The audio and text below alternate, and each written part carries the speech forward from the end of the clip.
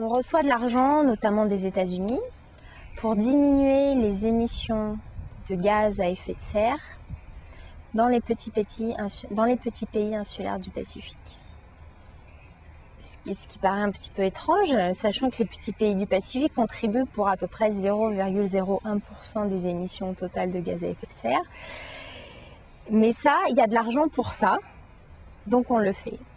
Donc c'est vrai que des fois c'est un petit peu le paradoxe de l'argent qui est donné, parce que c'est pas forcément donné pour les priorités des pays.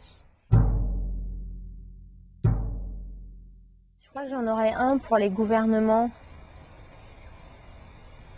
pour leur dire que voilà, le changement de climat il arrive et que au-delà de toutes les questions économiques, politiques, diplomatiques, il faut qu'on s'entende pour réduire les émissions de gaz à effet de serre. Il n'y a pas de... Voilà, on n'a pas de solution et c'est entre leurs mains. Dire c'est eux qui ont le pouvoir de faire ça.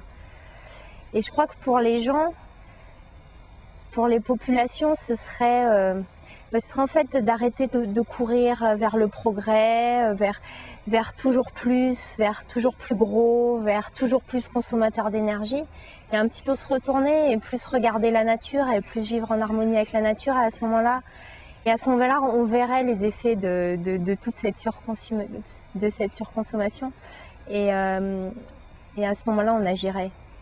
Parce que c'est juste penser qu'on ne voit pas. On ne voit pas vraiment ce qu'on est en train de faire. On ne regarde pas l'eau qui monte sur l'atoll de Kiribati. On ne s'y intéresse pas forcément.